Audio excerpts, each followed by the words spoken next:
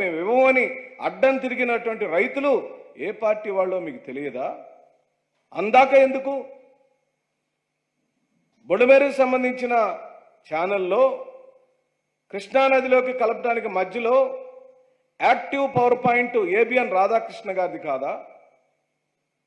ABN Radhakrishna గారికి సంబంధించిన power ప్రాజెక్ట్ని అక్కడి నుంచి తీసివేయాల్సి వస్తుందని మీరు 2019 నుంచి 14 వరకు 14 నుంచి 19 వరకు ఆధునీకరణ పనులను పక్కన పెట్టిన మాట వాస్తవం కాదా? ఈ వైఫల్యాల మొత్తాన్ని, మీకున్న రహస్యమైన ఎజెండాల మొత్తాన్ని పక్కన పెట్టి ఈ రోజున బుల్డోజర్లు ఎక్కారు, ఆటో ఎక్కారు, రైల్వే ట్రాక్ మీద నిలబడ్డారు. పదే పదే ప్రజల యొక్క దృష్టిని మలచడానికి అనేకమైన విన్యాసాలు జరుగుతున్నాయి.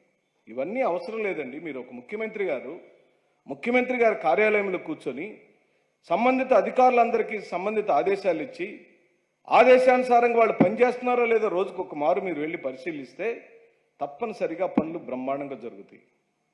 కానీ మీరే ఫీల్డ్లో ఉండటం వల్ల మీ చుట్టూ ఓ 10 మంది కెమెరామెన్లు, ఓ 10 మంది ఫోటోగ్రాఫర్లు, ఓ 10 మంది సెక్యూరిటీ గార్డులు, ఓ 30 మంది ఎక్కటానికి కావాల్సిన ఒక 10-20 పడవలు, ఈ గొడవే సరిపోతుంది. కానీ ఈ రోజు వరకు కూడా సహాయక చర్యలు పూర్తి స్థాయిలో గ్రౌండ్లో జరగట్లేదనే మాట వాస్తవమా కాదని చెప్పి అడుగుతున్నాం.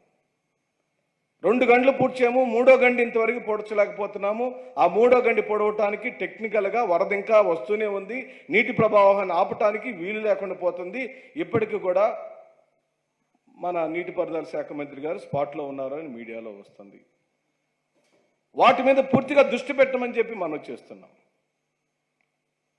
పూర్తిగా మీరు మీ వైఫల్యాన్ని ఒప్పుకొని తీరాలి. ఇప్పుడు 28వ తారీఖు జాతీయ విపత్తుల సంస్థ ఇచ్చిన సమాచారం మేరకు మీరు గనక 29వ తారీఖు రివ్యూలు పెట్టుకొని క్వశ్చన్ ఏర్పాటు చేసుకొని బ్యాక్ వాటర్ క్వశ్చనింగ్ ఏర్పాట్లు ఏం చేయాలని ఏర్పాట్లు చేసుకొని ఉంటే 31వ తారీఖు నాడు నీళ్లు నిజంగానే బుడమేరు నుంచి కిందకు వదిలి ఉంటే ఆ నివాస ప్రాంతాల్లో, పరివాహక ప్రాంతాల్లో ప్రజలందరినీ సురక్షితమైన ప్రాంతాలకు చేర్చుకొని ఉంటే వాళ్ళు విలువైన వస్తువులు, ఆభరణాలు, ఇంట్లో సామాన్లు, చంద్రబాబు నాయుడు గారు ఒక ఫ్రిడ్జ్ కొనాలంటే, ఓ మిక్సీ కొనాలంటే, ఒక గ్యాస్ స్టవ్ కొనాలంటే, లేదా ఒక సైకిల్, ఒక స్కూటర్ కొనుక్కోవాలంటే ఆ పేద మధ్యతరగతి కుటుంబాలకు జీవితకాల సమస్య.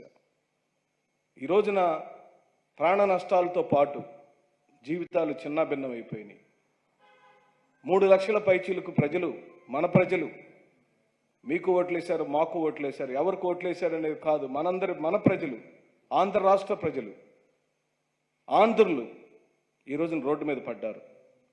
రాజకీయాలను పక్కన పెడదాం. దయచేసి మీరు బ్లేమ్ గేమ్ని ఆపేసేయండి. ఎవరు తప్పు చేశారో, ఏ పరిపాలన ఎన్ని తప్పులు జరిగినాయో ముందు ప్రజలు సుఖంగా, శాంతియుతంగా వాళ్ళు